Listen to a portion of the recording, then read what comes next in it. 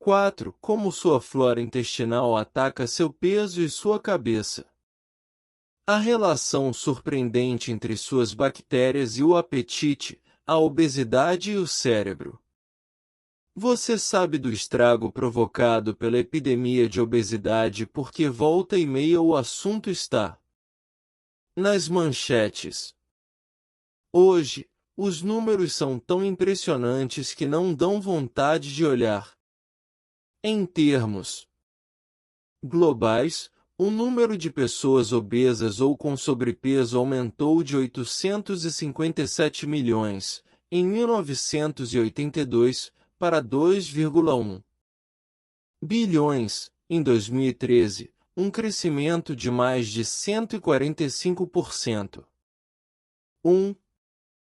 Outra forma de se dar conta da enormidade do problema é constatar que em 1990, na maioria dos estados americanos, menos de 15% da população era obesa. Em 2010, 36 dos 50 estados tinham índices de obesidade acima de 25%, e 12 tinham índices de obesidade acima de 30%. Hoje, nos Estados Unidos como um todo, cerca de 2 em cada 3 adultos têm sobrepeso ou obesidade. 2. Pelos padrões atuais, quem tem índice de massa corporal, IMC, a medida do peso em relação à altura, entre 25 e 29,9 é considerado com sobrepeso. Obeso é aquele que tem um IMC igual ou superior a 30. A obesidade é um pouco mais comum nas mulheres que nos homens, e 26% das crianças americanas são, hoje, classificadas como obesas. O tratamento da obesidade tem um custo anual de 147 bilhões de dólares nos Estados Unidos. Mundialmente, a cada ano morrem 3,4 milhões de pessoas de causas relacionadas ao sobrepeso ou à obesidade. 3. E as consequências para a saúde vão muito além do fardo psicológico de lidar com essa condição. Além do custo emocional para o indivíduo, que sente o preconceito e a discriminação e encara diariamente o estigma da obesidade. Ser obeso ou ter sobrepeso está associado a doenças cardiovasculares, câncer, diabetes, osteoartrites, problemas renais crônicos e doenças neurodegenerativas, entre elas o Alzheimer. Infelizmente, os efeitos da obesidade no cérebro não costumam entrar nesse debate. Mas deveriam. Hoje em dia existem evidências científicas inegáveis e irrefutáveis de que o sobrepeso e a obesidade aumentam significativamente as chances de declínio cognitivo, perda de tecido cerebral e uma série de problemas cerebrais, da depressão à demência. Até mesmo o bebê em útero pode ter o cérebro reprogramado pela obesidade. Um estudo publicado no início de 2014 na revista Cell mostrou que a obesidade durante a gravidez pode fazer com que o feto desenvolva circuitos neuronais anormais no que diz respeito ao controle do apetite, o que, por sua vez, aumenta o risco de que durante a vida essa criança venha a ter excesso de peso e diabetes. 4.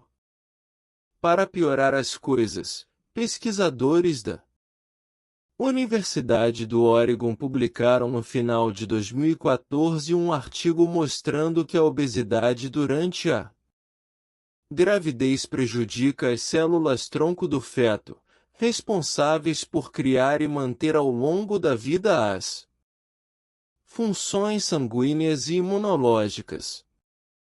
5. Durante décadas, os cientistas tentaram encontrar uma solução que pusesse fim à obesidade. As empresas farmacêuticas gastaram bilhões tentando descobrir uma pílula milagrosa que levasse a uma perda de peso rápida e segura, sem efeitos colaterais. E milhões de pessoas esvaziaram os bolsos, comprando curas promissoras, de livros e similares a suplementos e bugigangas mágicas para seus problemas de cintura. Não apareceu nada revolucionário nesse setor até hoje. Mas acredito que possa ter aparecido algo. E você é capaz de adivinhar o que? Consertar o microbioma. Na verdade, todas as descobertas científicas recentes apontam para o poder do microbioma no controle do apetite, da saúde metabólica e do peso. O êxito na busca do peso ideal depende de possuir ou não micróbios gordos. Gordos versus magros. Antes de entrar nos detalhes da obesidade no contexto do microbioma, vamos reexaminar a diferença entre as crianças ocidentais e as crianças da África subsaariana rural. Lembre-se de que ter obesidade ou sobrepeso é algo praticamente desconhecido nessa população africana em comparação com os povos do Ocidente. Claro, parte dessa discrepância se deve ao acesso à alimentação em geral, mas parte do debate atual gira em torno da composição da flora bacteriana nessas populações. Em um estudo de Harvard muito citado, publicado em 2010, pesquisadores analisaram o efeito da dieta sobre o microbioma, avaliando a flora intestinal nas crianças da África rural. 6. São crianças que ingerem uma dieta rica em fibras, similar àquela encontrada nos primeiros assentamentos humanos, na época do surgimento da agricultura. Por meio de testes genéticos, os cientistas identificaram os tipos de bactérias presentes na matéria fecal das crianças. Além disso, analisaram a quantidade total de ácidos graxos de cadeia curta, que são fabricados pelas bactérias do intestino ao digerir fibras vegetais, polissacarídeos. Como já discutimos neste livro, os dois maiores grupos de bactérias são as Firmicutes e as Bacteroidetes. Somados, esses dois grupos representam mais de 90% da população intestinal. A relação entre esses dois grupos determina os níveis de inflamação e tem uma relação direta com condições como obesidade, diabetes, doenças arteriais coronarianas e processos inflamatórios em geral.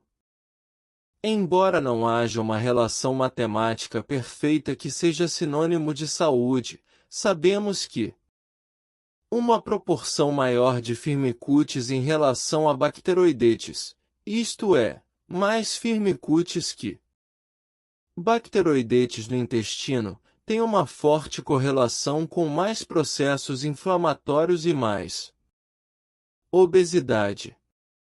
Por quê? Como comentei antes, as bactérias Firmicutes são particularmente hábeis na extração de calorias a partir dos alimentos, o que aumenta a absorção calórica. Quando seu corpo é capaz de absorver mais calorias a partir dos alimentos à medida que eles progridem no trato gastrointestinal, aumenta a probabilidade de ganho de peso. As bacteroidetes, por sua vez, são especializadas em quebrar pesados amidos e fibras vegetais, transformando-os em moléculas menores de ácidos graxos, que o corpo usa como fonte de energia. A proporção Fb atualmente é vista como um biomarcador de obesidade. 7. O estudo de Harvard mostrou que os intestinos ocidentais são dominados pelas firmicutes, enquanto os africanos abrigam mais bacteroidetes. Dê uma olhada. Possuir um intestino dominado por firmicutes tem suas consequências.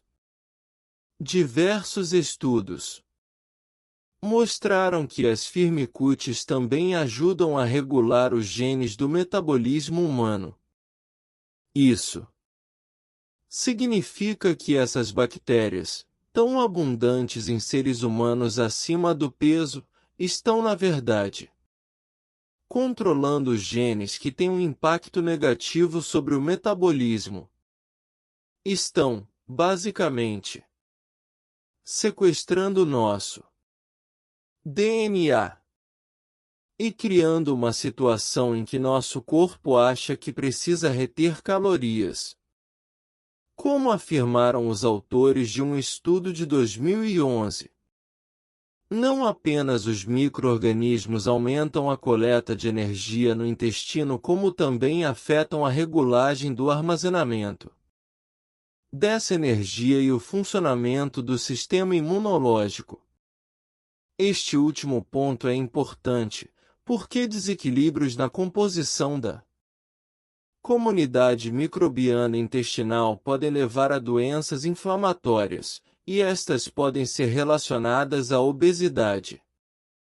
8. Além disso, no começo de 2015, o American Journal of Clinical Nutrition publicou um estudo adicional, mostrando que níveis mais elevados de firmicutes alteram nossa expressão genética. O estudo observa que isso prepara o caminho para a obesidade, o diabetes, doenças cardiovasculares, processos inflamatórios.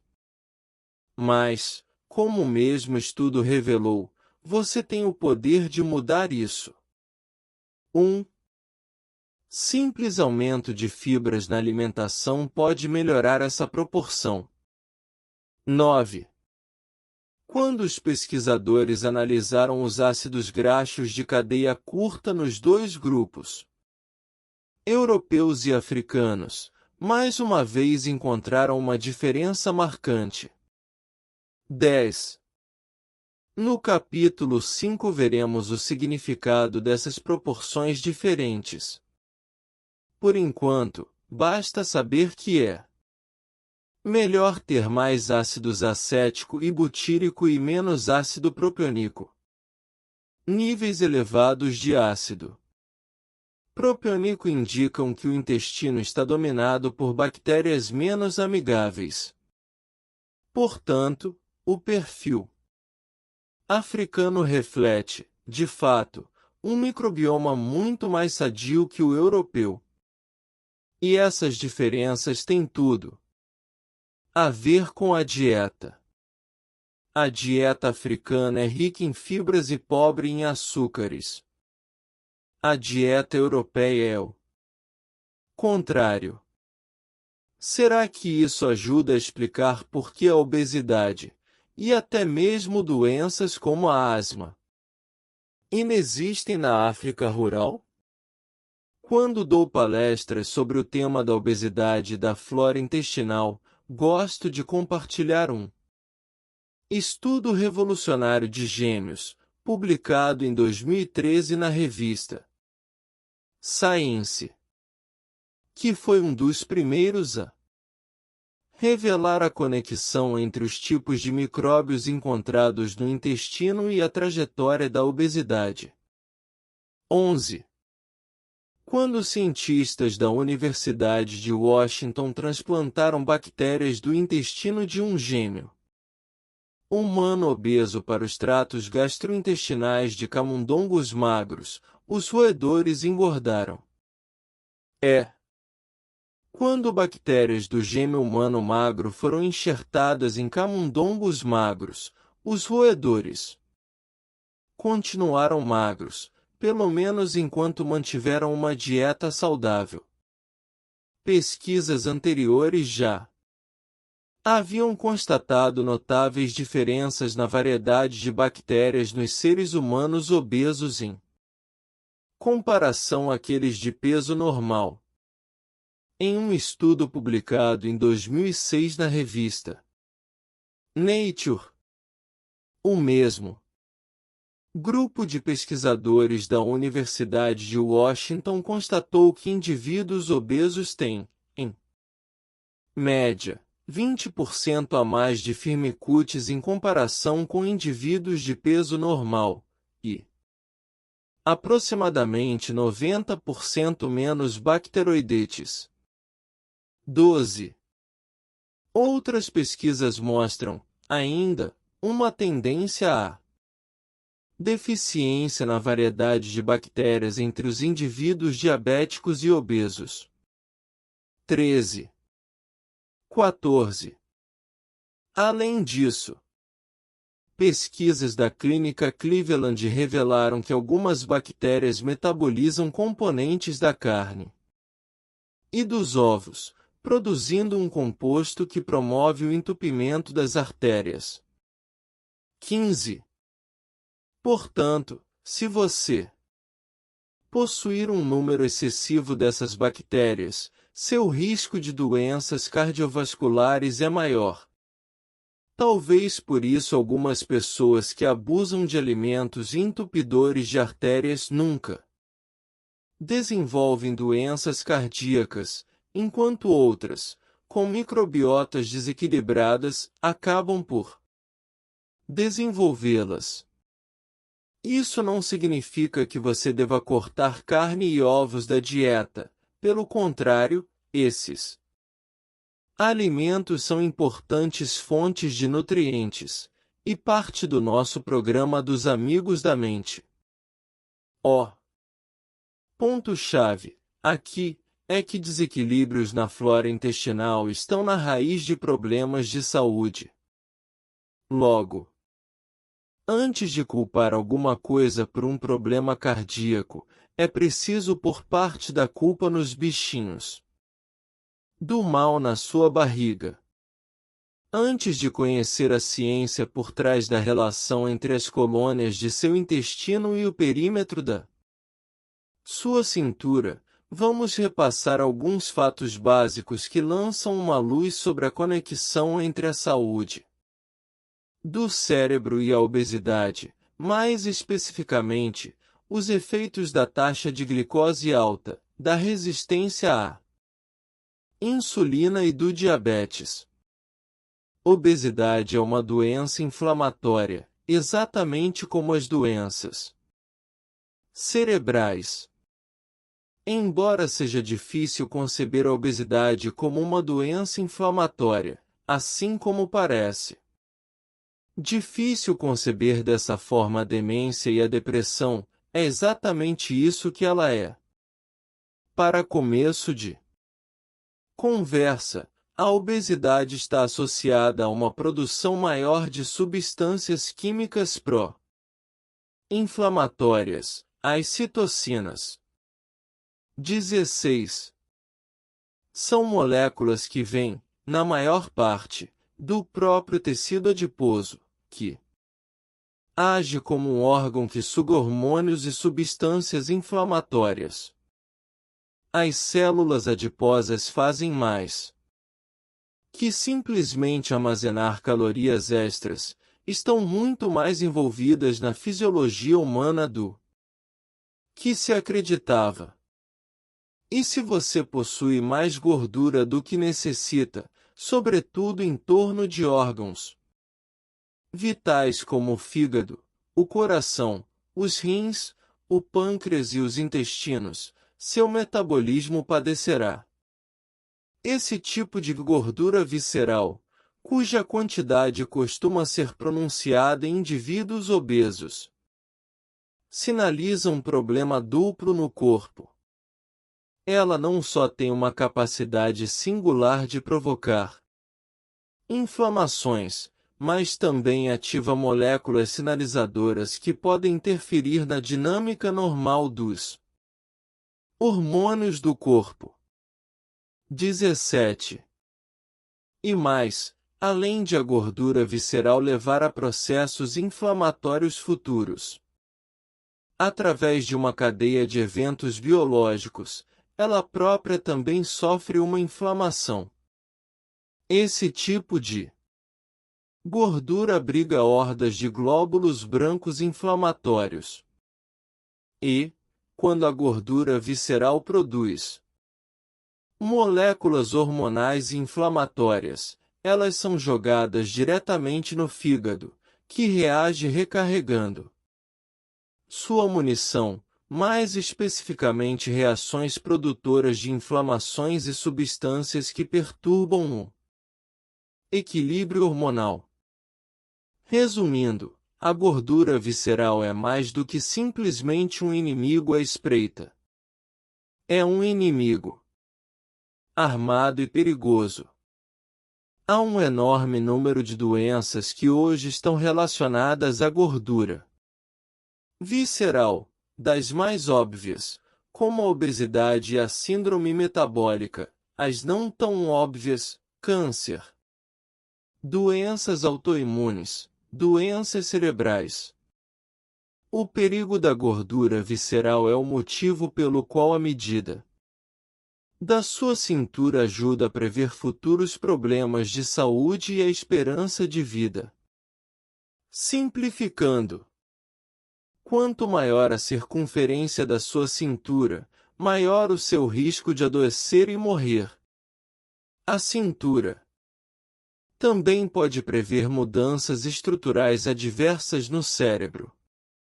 Em outro estudo muito citado, de 2005, uma equipe de pesquisadores da Universidade da Califórnia em Berkeley, da Universidade da Califórnia em Davis e da Universidade de Michigan analisou a relação cintura-quadril de mais de 100 indivíduos, comparando às mudanças estruturais do cérebro com o envelhecimento.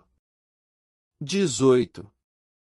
Eles queriam determinar se existiria uma relação entre a estrutura do cérebro e o tamanho da barriga, e os resultados geraram muito falatório na comunidade médica. Quanto maior a barriga, isto é, quanto maior a relação cintura-quadril, menor o centro de memória do cérebro, o hipocampo. O funcionamento do hipocampo depende de seu tamanho. Quando ele encolhe, sua memória também encolhe. Chama ainda mais atenção outra descoberta dos pesquisadores: quanto maior a proporção cintura-quadril, maior o risco de pequenos derrames, que estão associados ao declínio das funções cerebrais. Nas palavras dos autores, são resultados consistentes com um conjunto crescente de evidências que ligam a obesidade, os problemas vasculares e os processos inflamatórios ao declínio cognitivo e à demência. Outros estudos, inclusive um realizado pela Universidade de Boston em 2010, confirmaram esse achado: excesso de quilos no corpo equivale a menos volume cerebral. 19. Ora, alguns talvez queiram discutir esse assunto em relação a outras partes do corpo, mas, quando se trata do hipocampo, tamanho é documento. Lembre-se de que as citocinas geradas pelas gorduras são aquelas encontradas em níveis elevados Em todas as condições inflamatórias, de artrite e problemas cardíacos a transtornos autoimunes. Demência. E, como você agora sabe, é possível detectar processos inflamatórios em exames por meio de marcadores como a proteína C reativa, CRP, na sigla em inglês. Como publicou o New England Journal of Medicine, possuir um nível elevado de CRP está relacionado a um risco até 3 vezes maior de demência, aí incluído Alzheimer, e também ao comprometimento cognitivo e a problemas de raciocínio em geral. 20. Portanto, você já pode ligar os pontos, se o nível de inflamação ajuda a prever transtornos neurológicos e o excesso de gordura corporal agrava os processos inflamatórios. A obesidade é um fator de risco para os transtornos cerebrais. E esse processo inflamatório é responsável por várias condições que atribuímos à obesidade, e não apenas a problemas neurológicos. Ele desempenha um papel tão importante no diabetes quanto na hipertensão, por exemplo. Essas doenças podem apresentar sintomas diferentes e ser classificadas de maneiras diferentes. O diabetes é um problema metabólico, enquanto a hipertensão é um problema cardiovascular, mas têm em comum uma característica subjacente: o processo inflamatório, a glicemia e o cérebro. Como a obesidade é resultado de uma disfunção metabólica, nenhuma discussão a respeito pode omitir a questão do controle da glicose. Inicio essa discussão com uma rápida olhada na insulina, que, como você já sabe, é um dos hormônios mais importantes do corpo. Ela é protagonista do nosso metabolismo, ajudando-nos a extrair energia dos alimentos para uso das células. Esse é um processo de complexidade singular.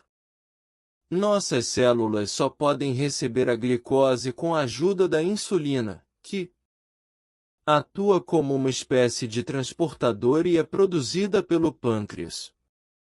A insulina carrega a glicose da corrente sanguínea para as células, onde, então, ela pode ser usada como combustível. Quando uma célula é normal e sadia, tem receptores em abundância para a insulina. Não tem, por isso, dificuldade em reagir a ela. Mas quando uma célula é impiedosamente exposta a níveis elevados de insulina, através da presença incessante de glicose, devido ao consumo excessivo de carboidratos e açúcares refinados, ela se adapta de forma brilhante, reduz o número de receptores reativos à insulina em sua superfície. É como se a célula fechasse algumas portas para não ouvir a insulina batendo. Isso acaba por fazer com que a célula se torne insensível, ou resistente, à insulina. E quando a célula se torna resistente, não consegue obter glicose a partir do sangue, deixando-a na corrente sanguínea. Como ocorre com a maior parte dos processos biológicos, entra em ação um processo substituto à prova de erros. O corpo quer consertar o problema, porque sabe que não pode deixar a glicose vadiando no sangue. Por isso, manda o pâncreas aumentar a produção de insulina, para sugar a glicose, dever que o pâncreas cumpre disciplinadamente. E como as células não reagem mais à insulina, níveis mais altos desta tornam-se necessários. Isso, evidentemente, desencadeia um círculo vicioso que costuma culminar no diabetes tipo 2. Por definição, o diabético é alguém que tem glicose alta no sangue porque o corpo é incapaz de transportar glicose para as células. E essa glicose, quando permanece no sangue, é como uma arma de ataque. Ela causa um enorme estrago. O diabetes é uma das principais causas de óbito precoce. Doenças cardíacas coronarianas, problemas renais, cegueira e transtornos neurológicos. Podemos até dizer que é uma importante causa de Alzheimer, quando fica sem tratamento durante anos. Embora a maior parte dos portadores de diabetes tipo 2 tenha sobrepeso, muitas pessoas de peso normal, e até magras, estão por aí neste momento com desequilíbrios crônicos de glicose no sangue. O caminho para o diabetes e, mais adiante, problemas cerebrais, começa com esses desequilíbrios. Qualquer que seja o peso. E ao longo dessa cadeia de eventos o corpo sofre o ataque dos processos inflamatórios. A insulina também desempenha um papel importante na reação do corpo, quando ele não consegue gerenciar adequadamente o nível de glicose no sangue. Sendo um hormônio anabólico, a insulina incentiva o crescimento celular e propicia a formação e retenção de gordura, piorando os processos inflamatórios. Níveis altos de insulina ativam ou desativam outros hormônios, perturbando o equilíbrio geral do sistema hormonal do corpo. E esse desequilíbrio tem repercussões, empurrando o corpo um pouco mais na direção de um abismo biológico, por assim dizer. Picos de glicose no sangue têm efeitos negativos diretos no cérebro, e esses efeitos acarretam ainda mais inflamações. Aumentos da glicose no sangue levam a uma escassez de importantes neurotransmissores, entre eles a serotonina, a epinefrina, a norepinefrina, o GABA e a dopamina. Também se desperdiçam substâncias necessárias para fabricar esses neurotransmissores, como as vitaminas do complexo B. A glicose alta no sangue provoca ainda a queda dos níveis de magnésio, incapacitando tanto o sistema nervoso quanto o fígado. Pior que isso, desencadeia uma reação chamada de glicação, que detalhei no capítulo 2. Como lembrete, a glicação é o processo biológico pelo qual as moléculas de açúcar aderem às proteínas e a certas gorduras, formando novas e letais estruturas chamadas AGE. Que, mais que qualquer outro fator, contribuem para a degeneração do cérebro e de seu funcionamento. Esse processo pode levar até a retração de tecidos cerebrais cruciais. Na verdade, hoje os cientistas sabem que a resistência à insulina pode precipitar a formação das famigeradas placas, tão presentes no cérebro de quem tem Alzheimer. Lembre-se de que os diabéticos têm no mínimo o dobro de chances de desenvolver Alzheimer e que os obesos correm um risco muito maior de comprometimento das funções cerebrais. É bem verdade que o diabetes não causa diretamente o Alzheimer. Mas os dois têm uma origem comum. Tanto o diabetes quanto o Alzheimer resultam de um massacre alimentar contra o corpo, que o força a se adaptar, criando estradas biológicas que acabam levando a uma disfunção e, posteriormente, a uma doença. O diabetes e até níveis de glicose ligeiramente abaixo do limite do diabetes estão diretamente associados a um risco maior de retração do cérebro e Alzheimer. O crescimento paralelo do número de pessoas com diabetes tipo 2, obesidade e Alzheimer, na última década, tem uma conexão inegável. Mas o que está causando tanto diabetes? Os números que mostram a relação entre o alto consumo de carboidratos e o diabetes são praticamente incontestáveis. Em 1994, quando a Associação Americana de Diabetes recomendou que os americanos consumissem 60% a 70% de suas calorias a partir dos carboidratos, a epidemia de diabetes e obesidade decolou. Entre 1997 e 2007, o número de casos de diabetes nos Estados Unidos duplicou. Entre 1980 e 2011, o número mais que triplicou. Em 2014, os Centros de Controle e Prevenção de Doenças estimavam que mais de 29 milhões de americanos, 1 em cada 11, tinham diabetes, e que quase 28% dessas pessoas nem sequer sabem que o têm, não foram diagnosticadas. 21.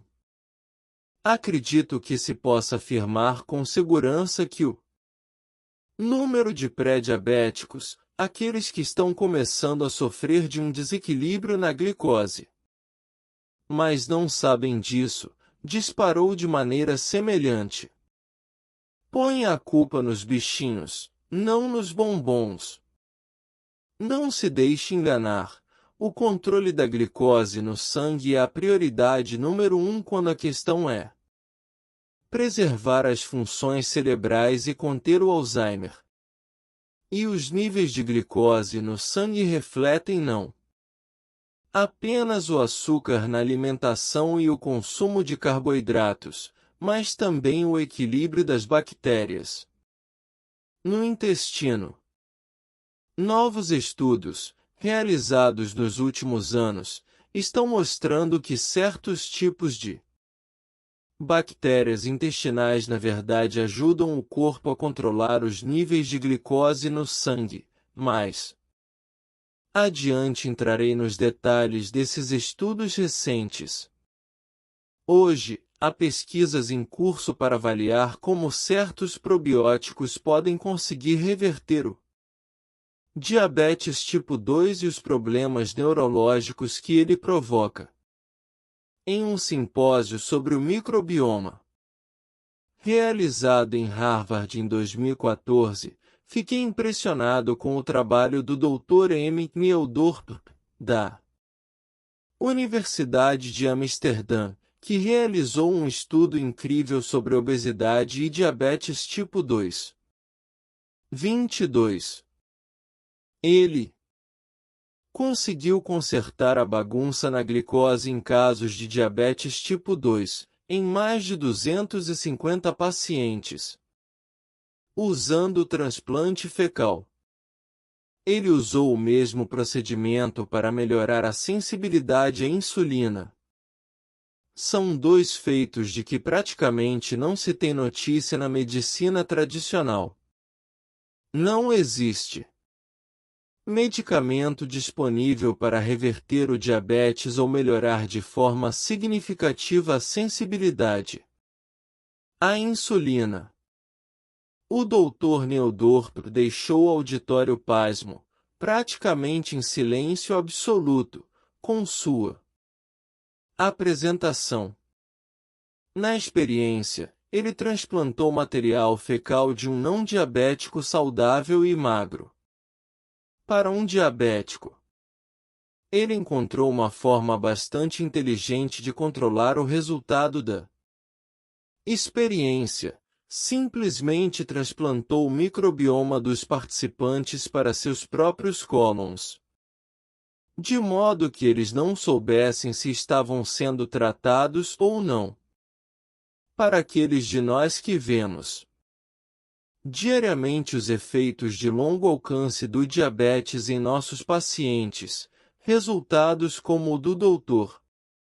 Neodorp são um facho luminoso de esperança.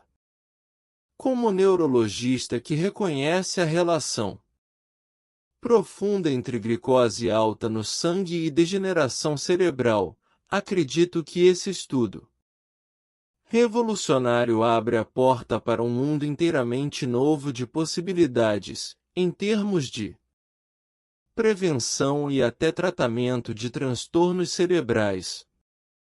Todos os dias parece surgir uma nova dieta ou suplemento que promete ajudar a perder peso.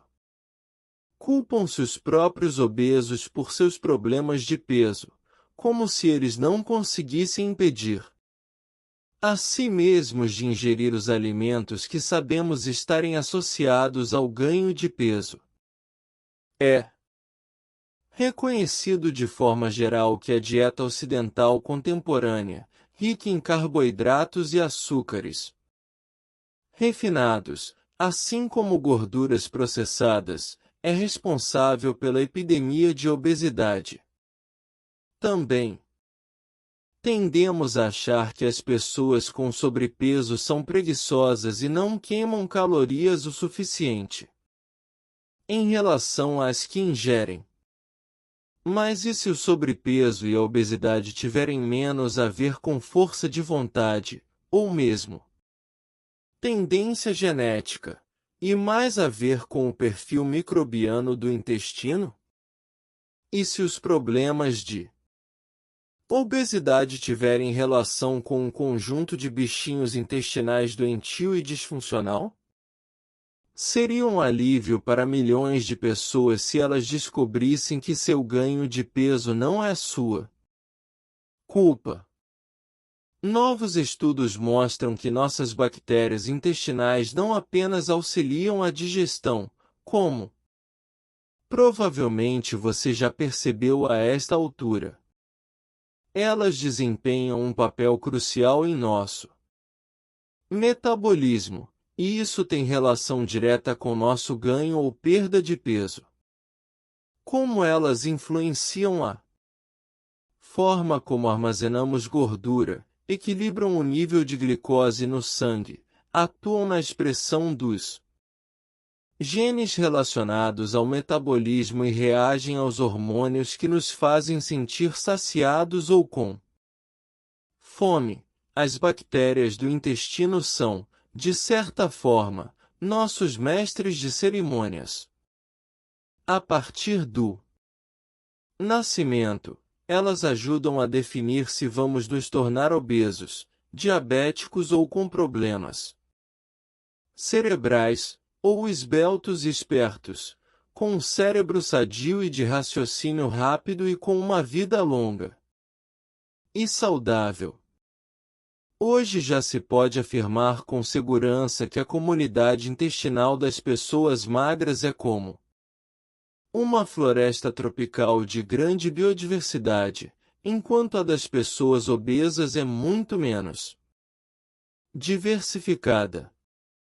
Antigamente se achava que estar obeso ou com sobrepeso era um problema matemático, uma questão de ingestão excessiva de calorias, em comparação com as calorias queimadas. Mas as novas pesquisas revelam que o microbioma desempenha um papel fundamental na dinâmica da energia do corpo, que afeta a equação de entrada e saída de calorias. Quando você abriga uma grande quantidade de bactérias do tipo que obtém de forma eficaz as calorias de seus alimentos, adivinhe o que acontece? Você absorverá mais calorias do que provavelmente necessita, o que levará a um acúmulo de gordura. Para entender melhor como os cientistas conseguiram comprovar as diferenças microbianas entre as pessoas magras e gordas e correlacioná-las à obesidade, podemos observar mais de perto o trabalho de Jeffrey Gordon, da Universidade de Washington em St. Louis. 23. Gordon e seus colegas estão entre os cientistas que têm realizado experiências revolucionárias com camundongos humanizados. No já célebre estudo de 2013 com gêmeos, que mencionei anteriormente, Gordon demonstrou uma vez mais o poder das tribos gordas contra as magras, quando as primeiras dominam o intestino, e o risco de obesidade. 24. Sua equipe fez com que camundongos recém-nascidos passassem a conter micróbios ou de uma mulher obesa ou de sua irmã gêmea magra, e depois permitiram que os roedores mantivessem a mesma dieta, em quantidades idênticas. Foi aí que observaram que os camundongos rapidamente tomaram rumos separados no que diz respeito ao peso. Os animais que receberam as bactérias da mulher obesa não apenas engordaram mais que os camundongos com os micróbios da mulher magra, mas suas floras intestinais eram muito menos diversificadas. A experiência foi então repetida, mas dessa vez a equipe de Gordon permitiu que os camundongos recém-nascidos compartilhassem a mesma jaula, depois de terem recebido os micróbios gordos ou magros em seus intestinos. Isso permitiu que aqueles com os micróbios da mulher obesa adquirissem alguns dos micróbios de seus companheiros magros, basicamente ao se alimentar das fezes destes, um comportamento normal nos camundongos. Qual o resultado? Os dois grupos de camundongos continuaram magros. Gordon levou adiante a experiência, transferindo cepas de bactérias dos camundongos magros àqueles que deveriam ficar obesos. Estes, ao contrário, adquiriram um peso saudável. Nas palavras de Gordon, somando tudo, essas experiências fornecem provas bastante convincentes da existência de uma relação de causa e efeito, e de que foi possível prevenir a ocorrência da obesidade. 25. Como Gordon e sua equipe interpretam os resultados? Ele afirma que a flora intestinal dos camundongos obesos é carente de micróbios que têm um importante papel na manutenção de um metabolismo normal e de um peso saudável.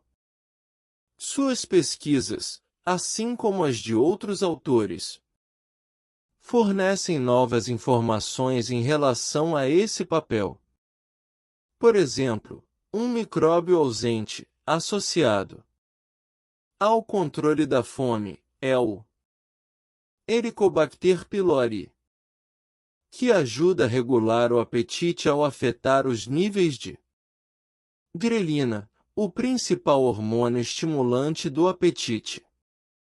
O H. pylori tem tido uma relação simbiótica conosco, no intestino, há pelo menos 58.000 anos, mas nossos tratos digestivos ocidentais hoje não contém muitas dessas bactérias, em razão de nosso modo de vida higiênico e de nosso uso generoso de antibióticos.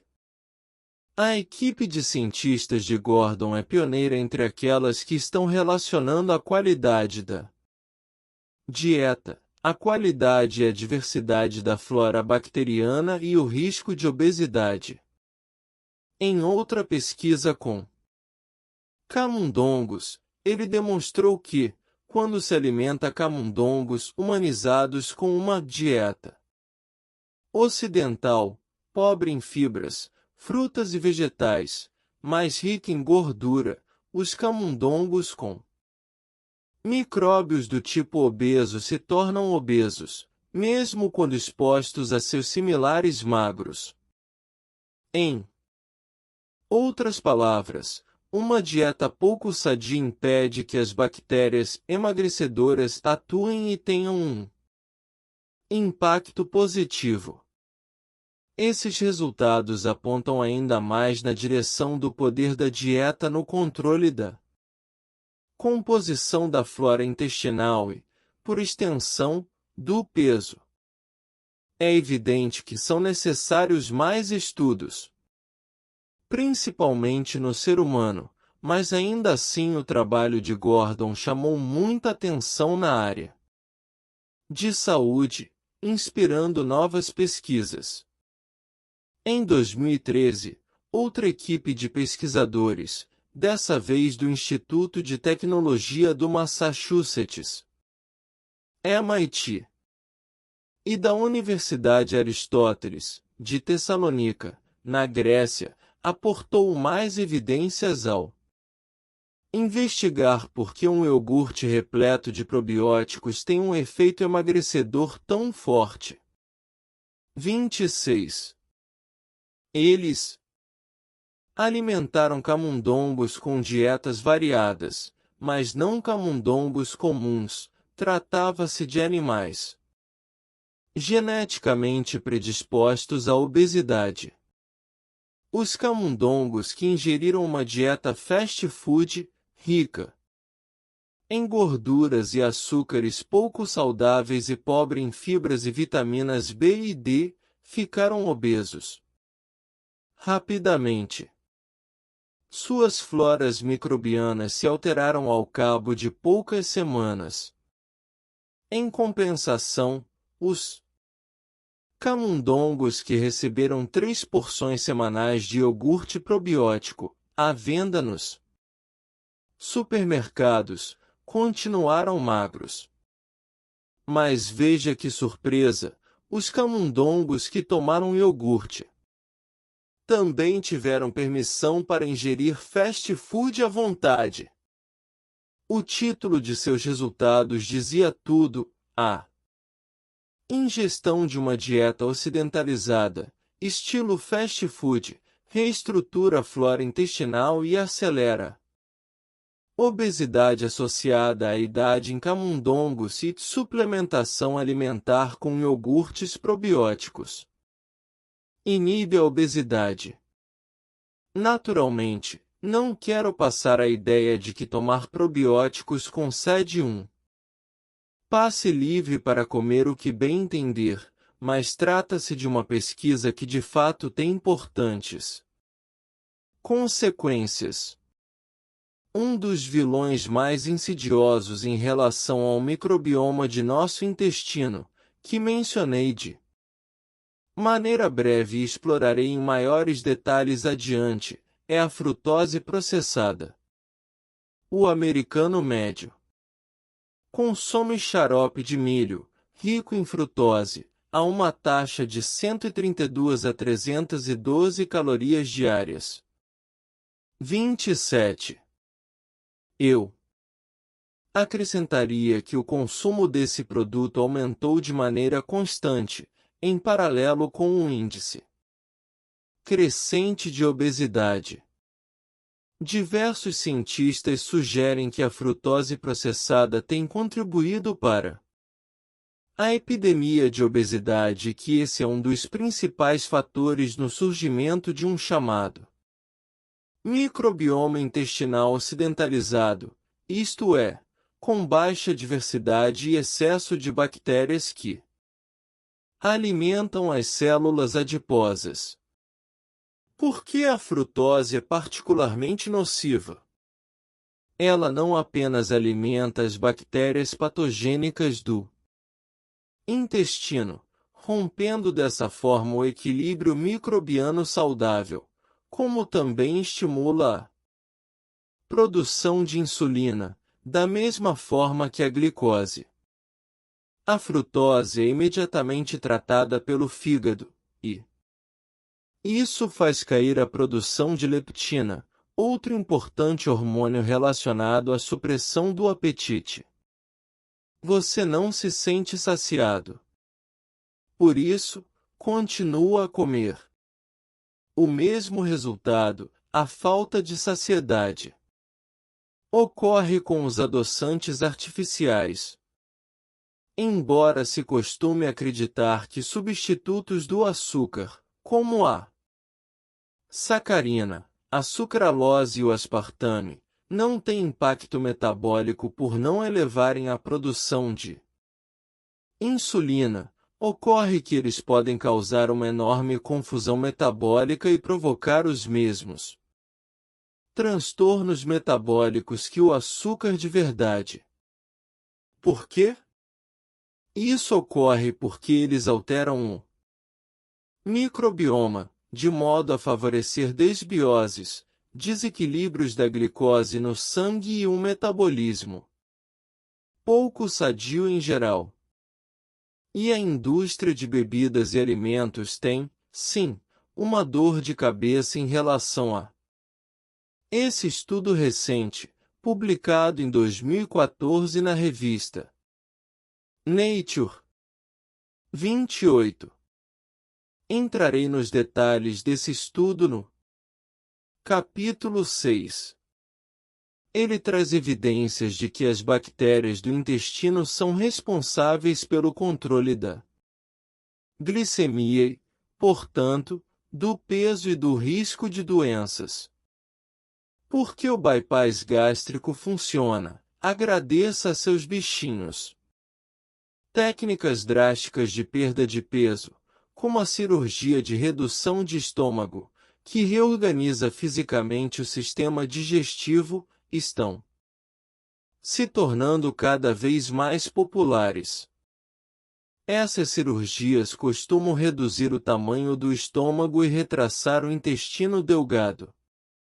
Embora se costume pensar que elas provocam rápida perda de peso em grande parte por forçar o indivíduo a comer menos, um estudo de grande escala publicado na revista Nature, em 2014 levantou a ideia de que o microbioma determina o sucesso das cirurgias gástricas.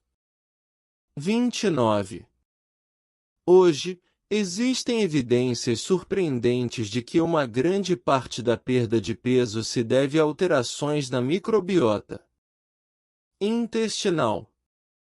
Essas alterações ocorrem após a cirurgia, numa reação não apenas às mudanças anatômicas, mas às alterações alimentares que costumam ocorrer, pelo fato de o operado consumir alimentos mais saudáveis, que favorecem o crescimento de outro tipo de bactéria.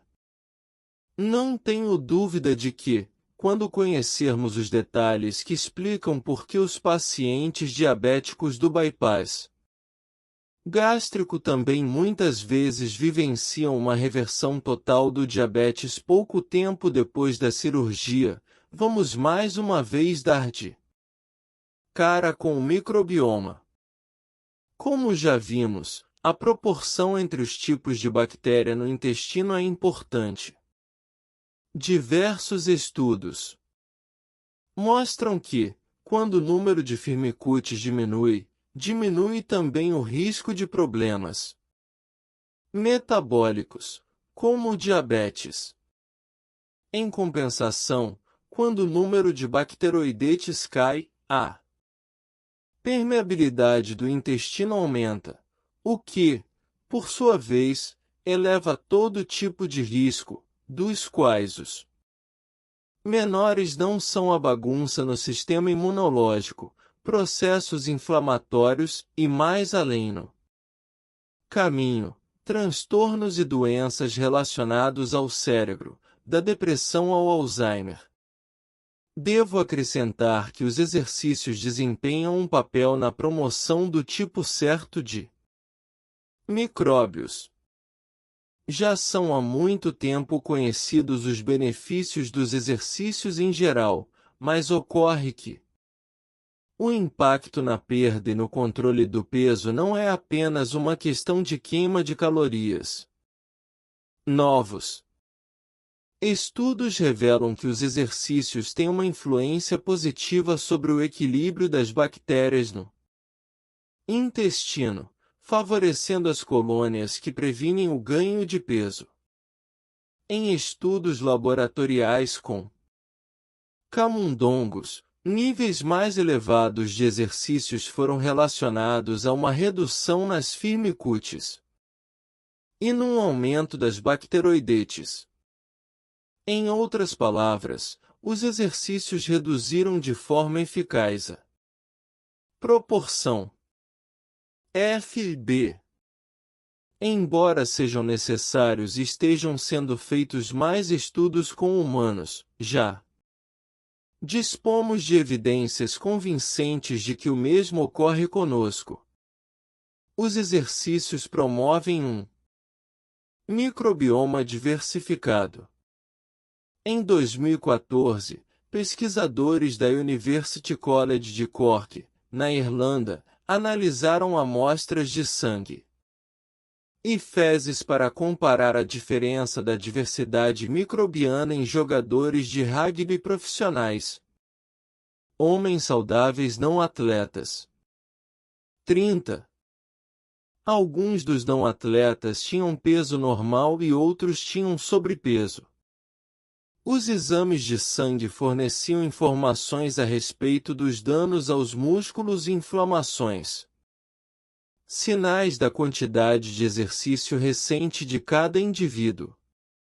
No geral, os 40 atletas estudados tinham uma diversidade de micróbios maior que a de qualquer dos outros homens que participaram da experiência. No artigo, publicado na revista Gut, os pesquisadores atribuíram esse resultado aos extenuantes exercícios dos atletas e às suas dietas, mais ricas em proteínas, 22% das calorias vindas de proteínas, contra 15% a 16% consumidas pelos não atletas. Outra descoberta-chave foi que, além de constatar uma diversidade maior de micróbios intestinais nos atletas, os pesquisadores observaram que, dentre os micróbios encontrados nos jogadores de rugby, havia uma cepa de bactérias relacionada a taxas menores de obesidade e de transtornos relacionados à obesidade. Os estudos falam por si. Desde o momento em que nascemos, a interação entre a flora intestinal e nossa dieta pode nos tornar mais vulneráveis a disfunções metabólicas e doenças cerebrais. Para mim e meus colegas na área da medicina, deixou de ser um mistério a razão pela qual os bebês que não são expostos a uma rica diversidade de bactérias benéficas terão no futuro um risco muito maior de obesidade, diabetes e problemas neurológicos do que aqueles que desenvolvem microbiomas saudáveis. Esses bebês em situação de risco costumam ser aqueles que nasceram em cesarianas desnecessárias. Na maior parte não foram amamentados no peito e muitas vezes sofrem de infecções crônicas para as quais foram receitados antibióticos. Em um estudo particularmente revelador, pesquisadores canadenses descobriram que bebês não amamentados no peito desenvolvem determinadas cepas de bactérias no intestino que os bebês amamentados no peito não desenvolvem, até o momento em que começam a se alimentar de sólidos. 31. Não são necessariamente cepas patogênicas, mas a exposição precoce a certos tipos de bactérias pode não ser boa, já que o intestino e o sistema imunológico do bebê ainda não amadureceram. Pesquisadores nessa área fazem coro, concordando que essa pode ser uma das razões pelas quais os bebês amamentados com leite em pó são mais suscetíveis a condições autoimunes, como asma, alergias, eczema e doenças celíacas, assim como obesidade. Dito isso, dirijo-me rapidamente às mães que não amamentam. Para algumas, a amamentação no peito está fora de questão. Outras decidem ou precisam desmamar cedo. Isso significa condenar o filho? Nem de longe. Sabemos que bebês amamentados no peito têm um microbioma muito mais diversificado e um risco menor de problemas de saúde em relação aos bebês amamentados com leite em pó. Mas também sabemos que muito pode ser feito para auxiliar o desenvolvimento de um microbioma saudável na ausência de amamentação no peito. Você ficará animada ao saber que o microbioma é bastante receptivo à reabilitação por meio de mudanças básicas no estilo de vida. No capítulo 8, apresentarei às mães algumas ideias de como fazer isso. Preocupações com extravagâncias no uso de antibióticos em crianças só aumentaram à luz da epidemia de obesidade infantil. Hoje dispomos de inúmeras evidências que atribuem essa epidemia, ao menos em parte, ao uso de antibióticos e a seu papel na alteração da flora intestinal. O Dr. Martin Blaser, do Projeto Microbioma da Universidade de Nova York, também demonstrou que, quando se administram doses pequenas de antibióticos a camundongos jovens, da mesma forma como é feito com o gado, eles acumulam 15% mais gordura corporal que os camundongos que não são expostos a essas drogas. 32.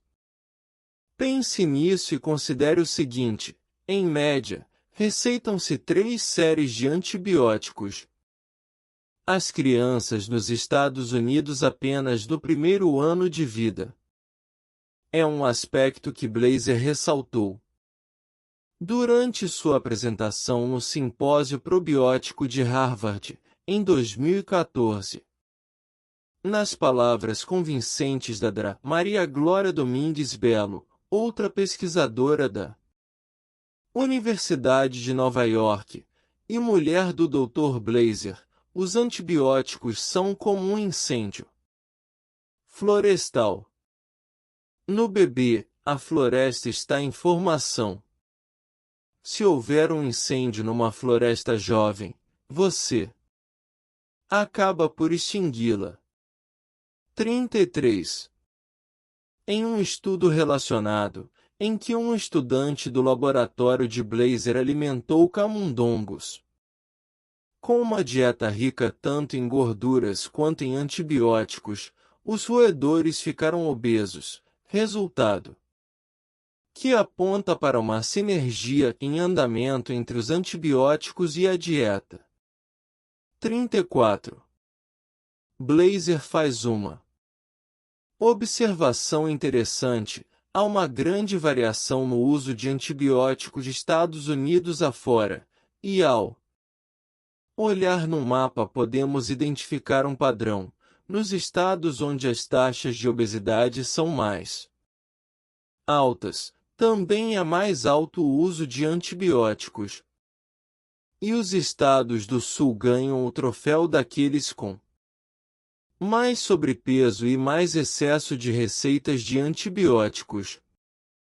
Antes que essa informação o desanime e você feche este livro, sobretudo se encaixar nessa situação, deixe-me afirmar claramente, a conclusão de todos esses dados novos e impressionantes é que você pode controlar seu metabolismo e, por sua vez, seus caminhos inflamatórios e sua saúde mental simplesmente nutrindo seu microbioma.